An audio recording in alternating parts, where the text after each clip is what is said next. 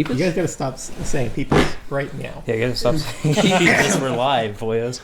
All right, so welcome to the Andy Single Handy, episode 1, Shadow of Yesterday's New Year DVD commentary. I'm joined by the cast and crew. We have Stephen Frombach. Hello. Michael Glatz. Phil Charles. Dr. Colvin to you. Andy Farese. And Mike Skrable. And myself, Connor Smith, the visionary director. So today we are going to run through some questions for you guys and watch some clips, and I just want to sort of get your reactions and just sort of tell the story of how Andy Single Handy became a thing. So I want to first talk about the origins of Andy Single Handy, how we first came up with the idea, and I'm going to let Andy and Steve explain this one since they were both there.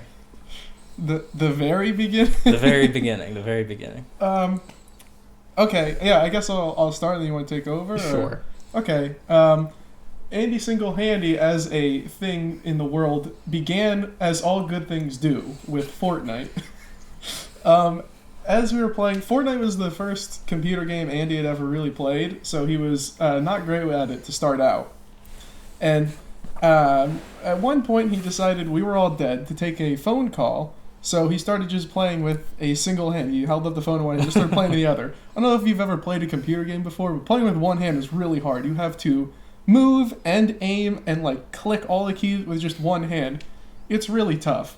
Andy, who hadn't gotten more than one kill in a match before this, proceeded to play with one hand with the worst weapon in the game and immediately got a triple kill while still talking on the phone. And it just launched a whole string of Andy is better at everything with one hand than he is with two kind of thing. To be fair, the scoped assault rifle is not the worst weapon in the game. It was the worst at the time. It was the worst. It was pretty bad. So from there, it just led to a whole bunch of jokes. So that's where the name came from, I think, right? Yeah, definitely. And then it got abbreviated to Ash. I think that's pretty understandable how that happened. Yeah, and the whole joke was that like someone would call Andy Ash, and he would be like, "Where'd you hear that name? I have two hands. Yeah. I don't have one hand yet." And that sort of is also why he still has two hands in the first movie. That's foreshadowing for the second. Although I guess now that I said it, it really isn't. Yeah, but it's supposed to be like you watch the first and you don't really get it, and then you watch the second, you're like, right. Oh, he only has one hand. Right. Then you watch the first again, and you're just like, It all makes sense. Right. So when the second movie comes out, it'll all make sense. And the first question everyone asks is, which arm did you lose? And that's a loaded question because you're gonna have to watch the movie to find out. Yeah, there's surprises hidden throughout, so be sure to pay attention. For sure. Look, I don't know who you are, but I think it's obvious where Andy Single Handy came from. He was an agent. He tried to take down Shadow Light. I don't know. Who are you? What? Fortnite.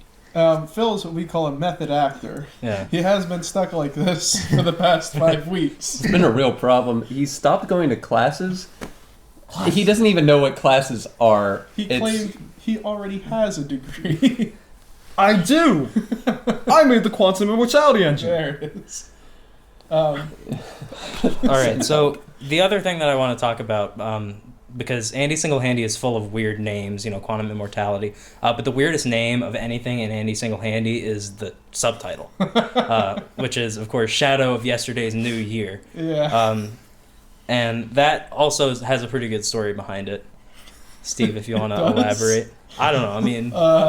I barely remember that. I just remember us talking about ridiculous names for, like, old GameCube games and how great it would be if there was, like, some Yu-Gi-Oh game called, like, Yu-Gi-Oh! DX Plus Shadow of Yesterday's New Year. And we were just joking around with that, and I ended up writing it down and making a fake cover for that game. Yeah, we'll put that up on screen if I can find it. Oh, yeah, I still have it. Yeah. I would never get rid of it. Yeah.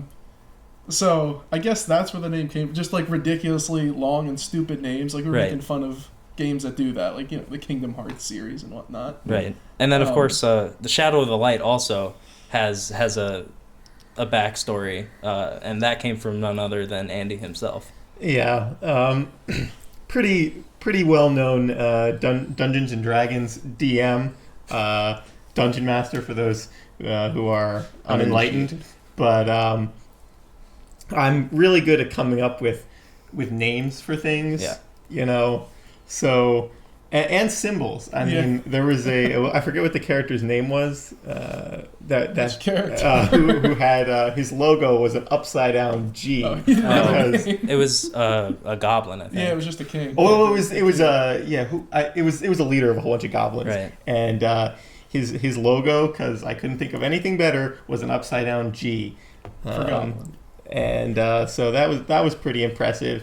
And so the group of it was a motley crew of adventurers who ended up fighting a crime organization headed by a sorcerer whose name was probably one of my greatest creations and one of the better names I came up with, Matt. And so he headed the organization called the Shadow of the Light. That was one of the worst names I came up with. And so after this one-day campaign, the Shadow of the Light became quite a meme, and it was integrated into Andy Single-Handy as the lead crime organization as well. And it fit. So it was nice when we knew that the Shadow of the Light was going to be the secret terrorist organization. And for a subtitle, we already had this super long, complicated thing that was about shadows of yesterday's New Year. Like, Fits perfectly. yeah, sometimes life finds a way. Memes? Is thermonuclear war a joke to you? Well, Maybe. I have no response to that. Maybe. It depends. Not to make light of the situation, but maybe. Is basically what I'm trying to say. All right, so throughout the production of Andy Single-Handy, which actually, I guess the pre-production technically began like a year and a half ago when we first started coming up with the idea. But we spent about a year just sort of coming up with jokes for this like imaginary movie that we wanted to make. We wanted to have Peyton Manning in it, playing his brother Eli Manning. That's in the sequel, though. Of course. Right, yeah. We couldn't get him due to contract issues, but and then of course have he Eli wanted Manning. to be in it, though. He did. Yeah, he did He want to was be very in it. interested. He actually sent us a letter. Unfortunately, it got destroyed. Pull it up on Yeah. the screen. Yeah, we'll pull that up on and the maybe screen. we can forensically bring it back. Yeah. But he was mortified that he could not be in the movie. Yeah, really it was a shame. And he's under non-disclosure agreement, so he can't talk about it, but Yeah. you can just take our word for it. Yeah, Yeah. just put a picture of me with him there right Yeah, now. My right best now. buddy. Here, we're Yeah. putting it up I right swear, not Now. photoshopped. No, yeah. It's real. Yeah. You guys aren't creating more work for me after this. Right? But anyway, so I just sort of want to go through some of like those ideas we had for the first movie, the second movie, the whole trilogy. If you guys can remember sort of any of the nonsense we talked about. Yeah, a lot of the nonsense just came from us doing dumb things and then realizing, wow, this would be really funny to have Andy Single-Handy do. Yeah. Connor made a prop gun that had that one didn't actually have a magazine, but we were just messing around with it, and one of the things we did was we took the gun, pretended to fire all the rounds in it, obviously didn't fire any rounds, then pretended to unload the mag, throw the gun away, put a new gun on top of the emptied mag, and keep shooting. Yes. Things like this will find their way into Andy Single-Handy. Absolutely. One of my personal favorites is we were headed back from the cafeteria, and I think it was Steve who said something that really ticked Andy off, and he turns around Yeah, and goes, LOL. and then punches And me. then Yeah. absolutely just pretended to punch Steve in the face. Don't worry. I didn't actually punch him in the face. As you can see, he's still alive. I can only see one half of his face. that's so. true. We're hiding the other side. Well, yeah, we're hiding the other side so that we don't get in legal troubles. You know how it is. Yeah. Yeah. But yeah, so LOL with a punch to the face became a classic Andy Single-Handy delivery line, Yeah. Indeed. as well as all the sort of like dry one-liners that actually did end up in the final thing. Yeah. Like yeah. Yeah. Be warned, many of those, even some of the ones we're talking about now, like the magazine, will crawl their way into Andy Single-Handy eventually. So I was a big fan of finding many ways to use a gun, such as Yep. throwing it like a boomerang, or fencing with it, Yes. or firing the gun and then just yeeting it at them and having it explode. Having it explode, yeah. So Yeah. many Which, ways. speaking of, we actually did one of my favorite gags from the Andy Single-Handy universe is the grenade. The grenade. One of arguably the best visual gags out there. In fact, we can pull that clip up right now with the Oh, power really? of editing. The grenade. stab it.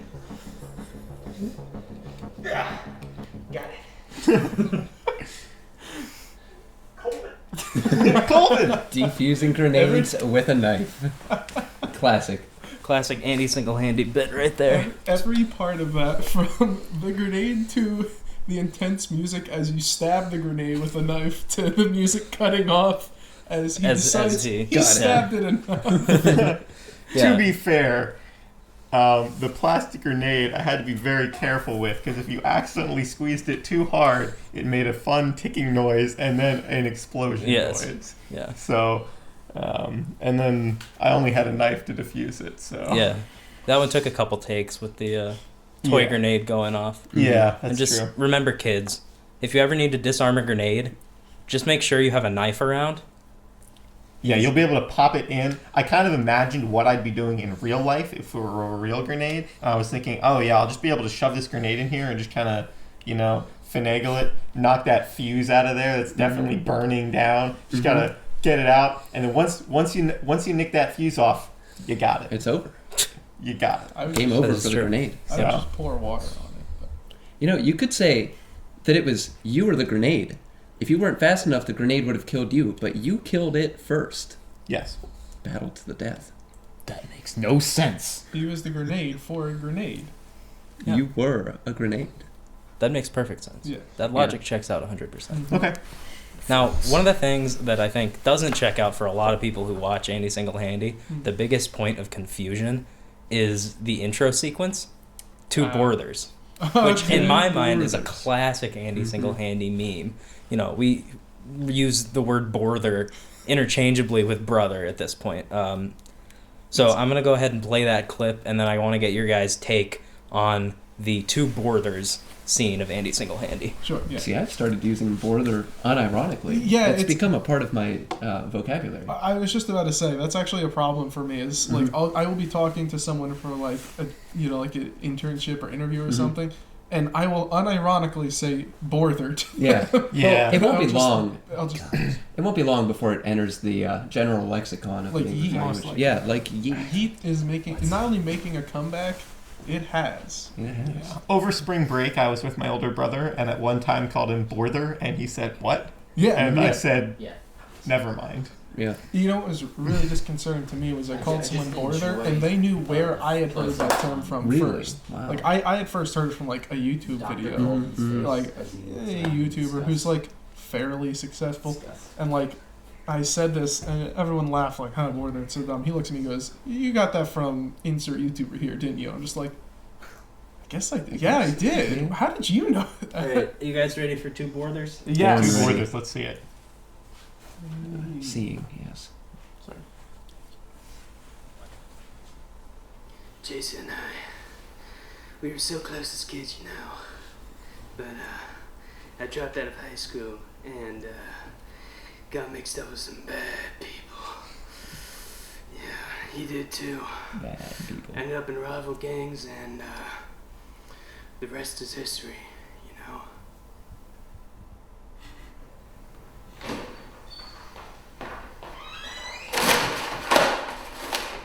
Jason, it's been years and I finally found you.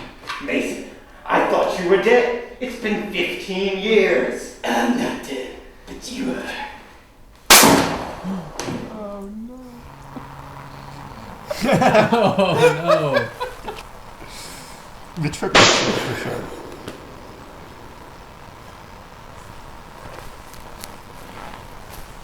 I couldn't fall back onto no. a tombstone. That would have hurt. Jason, I'm sorry I had to be this way. Jason, But just, I want you to know that even in death, you'll always be mine.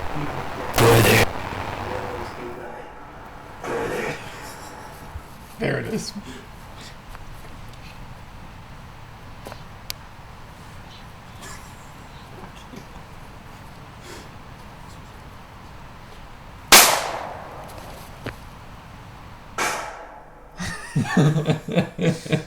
Don't get it. Oh, You know, I actually hadn't seen that in its entirety until Really? just now. I'd only seen about 5 seconds leading up to the distorted border in the middle of it. Well, that's so the best beginning, part, so. I had no idea. Yeah. Yeah, it was interesting because this was actually the first of a series of class projects that I filmed Andy Single-Handy for. So there were a lot of limitations with that. For this project, we were only supposed to use 4 shots. So technically, it's a lot less complicated than the later Andy Single-Handies, but I think it's a classic. I think that the Borther meme is one of the best to come from Andy Single-Handy. oh, And it was a lot of fun to make. We saw some deer in the cemetery where we filmed. They it. It were was a lot very of fun. tranquil.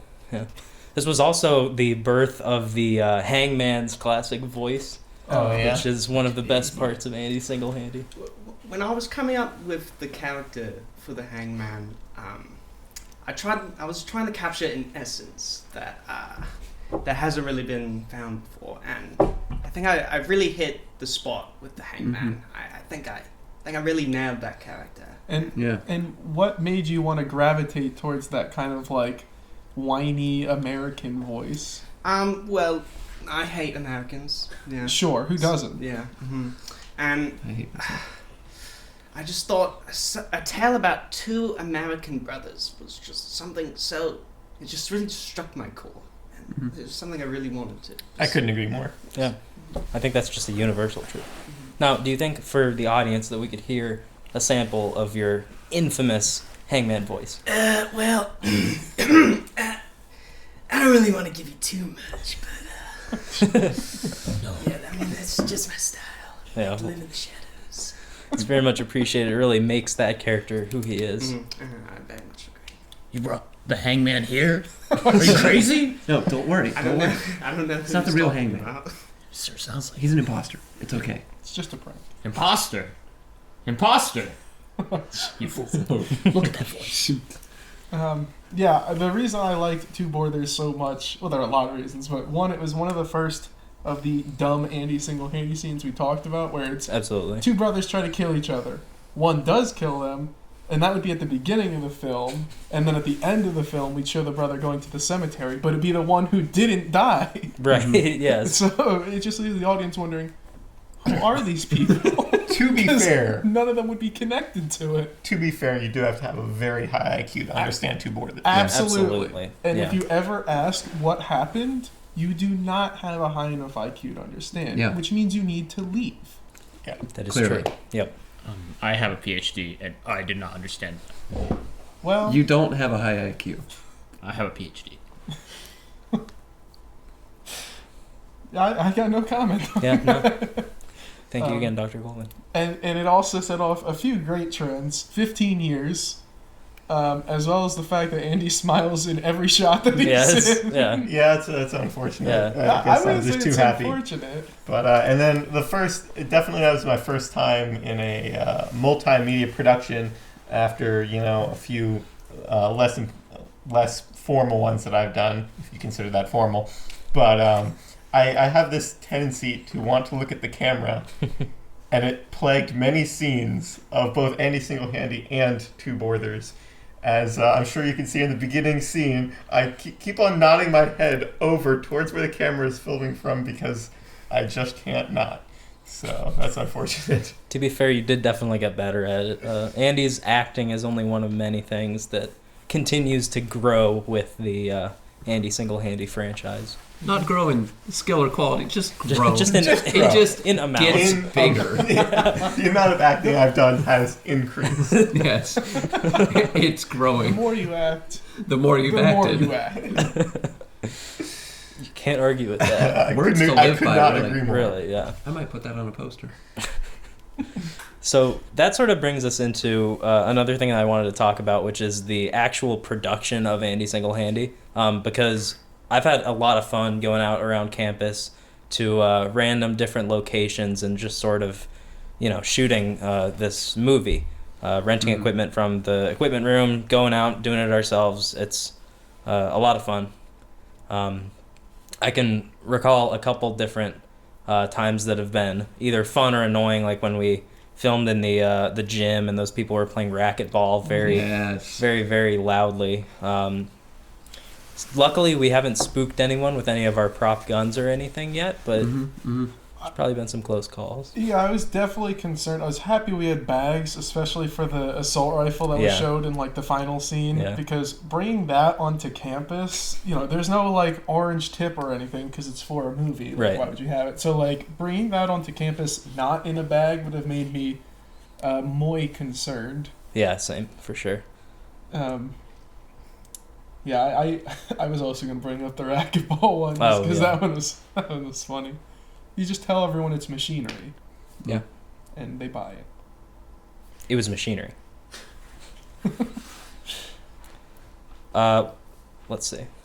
What else we got? I also really enjoyed carrying one of those giant old TVs throughout the tunnels of JEC and DCC. Mostly because Steve was the one carrying it, not me.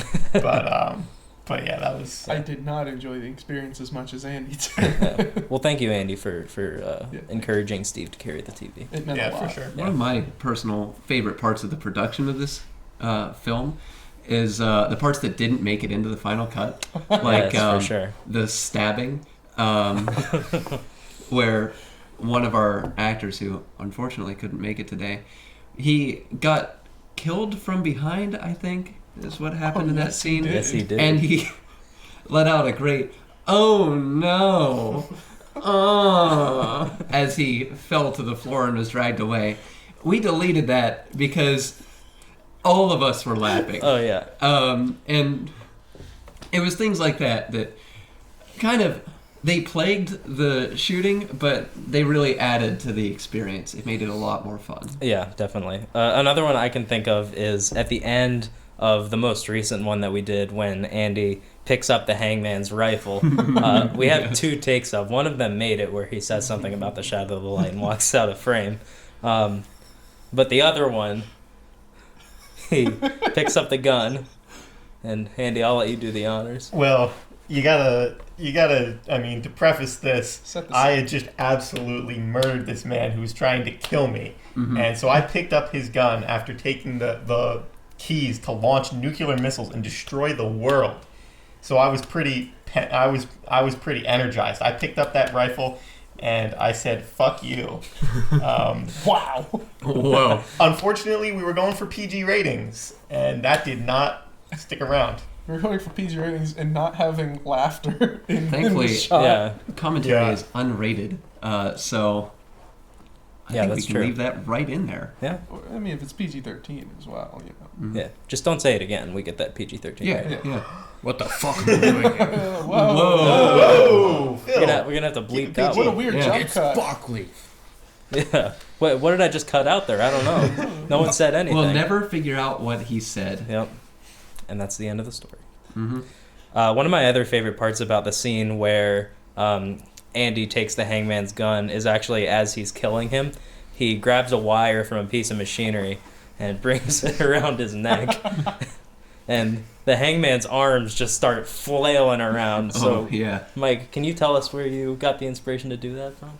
Well, for one, I was in a serious amount of pain. I really wanted to put myself in the hangman's shoes and literally strangle myself. I had a choker around my neck and I was suffocating, and I decided to start swimming. I felt like I was drowning, and that's how the cookie crumbled in that scene. Well, I admire your dedication to your role as a director. That really means a lot to me. Talking about? That's how the cookie crumbles. That's how the cookie crumbles. That's how the neck gets choked. That's how the neck gets choked. Yep. Feels like you're drowning. So you try to swim away. Yeah. Yeah. That whole fight scene is one of my favorites. I love when when Andy rolls out on the swivel chair. Mm-hmm. Let's play that clip because that's one that's worth playing. Yes. When he rolls out and then immediately afterwards goes into stealth mode. Yes. Beautiful. From 5 Where did he feet go? away. That was actually an idea that we came up with that day, I think. Yeah, we were just a spinny chair there, kind of sat in it. And The spun idea is around. just, it happened. It was that chair that was our inspiration. Really should be credited in the movie, but Yeah, we're definitely Things going to hear happen. back from him if he's not. spinny chair, if you're seeing this, we're sorry. We respect you. We do. We do. It's just, you're a chair. It's just our director, he had different opinions. Hey, all right, you guys ready for the clip? Yeah, here. You know what to do. Reach and clear. I know he's in here somewhere. Go find him. I'm right here. And I've been expecting you.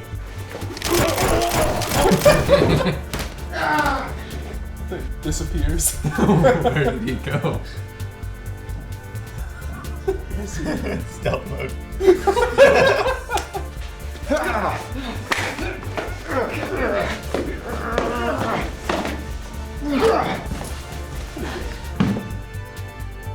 You want to skip me again, Farese? After 15 years, this is where you die. What? That can't be.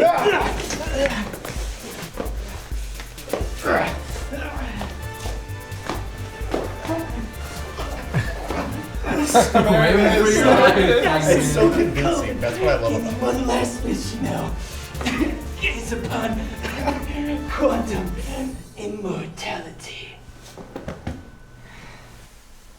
That's right. And you Good couldn't- work, Andy. And it was nice that the hat covered up Mike's choker. Yeah. Mm-hmm. Yeah, that was good costume design. Yeah. I just love how he gets shot in the leg and then just completely vanishes. Yeah. You run to safety. You run to cover. That's what you gotta do. In that moment, when I was screaming, I knew I had to act as though I'd been shot in the knee. What do you do when you get shot in the knee? You hide behind a piece of machinery. That's- in my That's true. experience. Yeah. Yep. I mean, I definitely don't have enough experience to counter that. So So what I've heard, whenever you take any kind of hit to the knee, you have to stop being an adventurer. accurate. It's very Yeah. important. That's true, and that So- is why that bullet to the knee may not have been canon. We put the blood makeup on his knee, but Yeah. let's see. Yeah. We'll find See if out. that We gets have brought to back up. Fix it in post. We'll fix it in post. I mean, Let's just say the bullet going into my knee was never filmed. It's true. that is true. You never see You a only bullet. hear me scream. Could have been a fake screen. It's actually a scream of deception, perhaps. That's what allowed you to slip into cloaking mode and escape 2 feet to the left. Yeah. It was almost as if you were using stealth. Stealth. All right. I guess we should continue to talk about Andy Single-Handy bloopers, whether it was filming a take like 10 times because someone couldn't remember their lines, or again with the grenade going off The every grenade. time. Yeah. So we've already talked about some of them, but if you guys can remember any other bloopers from the movie. One I remember would be when we were filming me handcuffed down to a table. There was nothing to attach the other end of the handcuffs to. Right. So we just kind of tucked him underneath a tablecloth. And a few times, while trying to break free from my restraints, I accidentally lifted the handcuffs enough that the other end of the handcuff became visible in frame. So we had to retake that. Yeah. Yeah, I think we retook a lot of the Dr. Colvin, his little speech at the start. Did we? I feel like we we had a retook lot that of a lot. retaking that one because I just remember that room having a lot of cockroaches in it and just being in there for a long time. Yeah, we were in there for way too long. You were in there for 15 years, and don't make fun of the cockroaches. They're my friends. I was alone in there. Didn't you leave in those 15 years? Well, yeah, to get food. I Yeah. was gonna eat cockroaches. And what is this with retakes? There was one time, one speech. Right. I said that. As a master of time, you should understand that just because you see it one way doesn't mean it happened true. that way. It's entirely possible that a quantum form of yourself said the speech incorrectly. But that didn't happen here. No, but it might have happened. This There. time. What's important is that one thing did not happen here. Accurate. It's true. That's true. Yep. That is what's important. That is what's important. Just remember that, folks. All right. Another thing I want to talk about is the response that we've gotten from other people for Andy Single-Handy. Most of us, well, I guess actually everyone at the table except for Mike here, is in the Delta Phi fraternity. Mm-hmm. And Andy Single-Handy has become something of a cult classic within our ranks. We played it for like 20, 25 people after one of our social events. We're playing it again this weekend. It's gotten a lot of acclaim. So what are your thoughts on that? I, for one, am very grateful that everybody who has watched it has loved it, and there's not been any negative criticism. None. And more importantly, that a lot of brothers watch it and then volunteer to help out, like the two cameramen helping out today. Yep. Yeah, that's very nice. I mean, that's how a lot of us ended up helping. You know, the original Two Brothers was just Mike, Andy, Connor. And then later, Phil jumped on to be Dr. Colvin, a personal favorite hero of his. Michael agreed to be... Thug who dies. Multiple times. Very important role. Yeah. Right. As well as Thug with personality. I was indeed. Yeah. His and then our other backstory was friend, killer. his backstory was killer. And our other friend, Justin, who agreed to be other Thug with 40-pound wife. Who does get stabbed. Who does She get stabbed. stabbed Yeah, or but No, shot? Justin gets stabbed. Oh, Yeah. Justin. Oh, no. Yeah, her wife just isn't. His wife is isn't not heavy strong enough to to pick him up. correct. But Yeah. is strong enough to cheat on him. Yes. Yeah. That's Emotionally Candace. powerful, I guess. Yes. Yeah. Yeah, so let's take a minute, I guess, to talk about some of those background characters. Yeah. Yeah. Michael and Justin really brought the Shadow of the Light guards to life, giving them some personality. Now, I was initially brought on to play one specific role. The soldier who dies after a fight with Andy. Andy wakes up, I'm there, Andy kills me. That's it. But, like Steve said, I got hooked after that, wanted to keep doing more, ended up with a speaking role.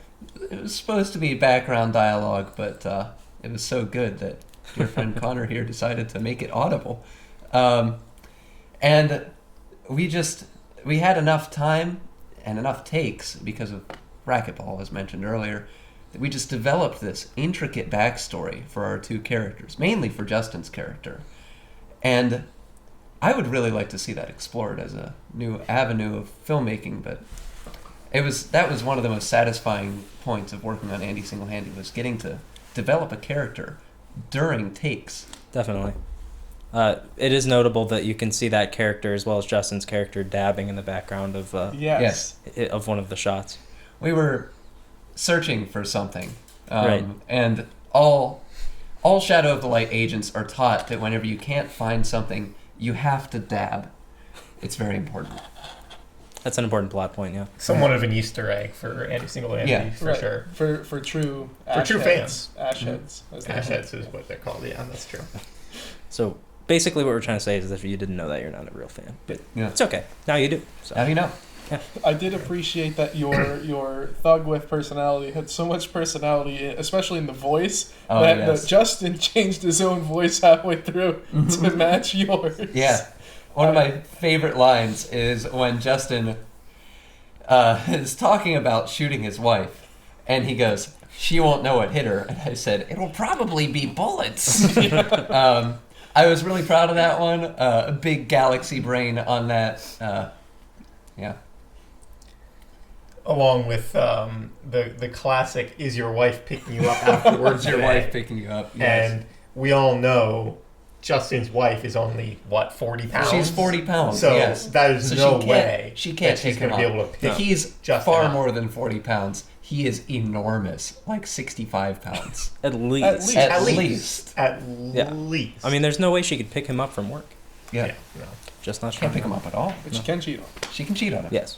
Emotionally strong. Yeah. All right. Let me check my topics list. I think we're kind of getting to the end of it. One thing that I wanted to ask, because last time I asked this, I got an answer, but I want to see if anything has changed.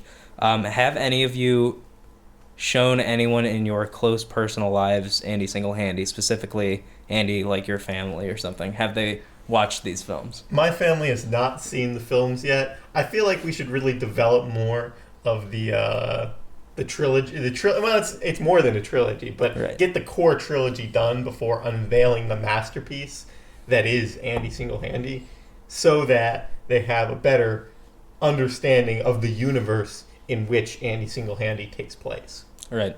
Personally, I have showed my family Andy Single-Handy. My mom and my sister, and even some of my extended family, who received it via my mom without my approval. But they've all been a pretty big fan, I think. And my sister actually wrote some music That's too. right. If you listen to the most recent chapter 4, all of the music composed in that part was written by my sister, which was a really nice thing of her to do. So quick shout out for that. And it was really good too, especially the main theme Yeah, was the main exactly theme. what I wanted for something like this. It was very good. So again, thank you to her for doing that. I had something else I was going to talk about. Oh yeah, right. So, Mike, how do you think the overseas audience will receive this movie? Well, I know my family back in Australia they won't like it whatsoever.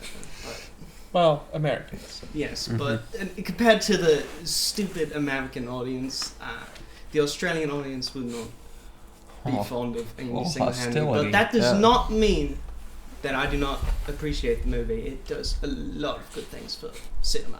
And I'm still awaiting my Oscar nomination, but I have not gotten that yet. We're working on that. We're trying to make that happen. Your unwavering support is much appreciated, Yes, Mike. absolutely. And so is your family. The Academy can be a little bit finicky. They were hesitant to give us a nomination because the first movie said Episode 1, and they foolishly thought that it was the domain of the Primetime Emmys, when in reality, it is a feature film. Yes. Yeah, the episode title is meant to convey, the episodic nature of the series, much like Star Wars, which I think would be a very comparable franchise, both Exactly. in scope and quality. Right, if not a step below Right. Andy Single-Handy. But Yeah. I mean, I'm not trying to...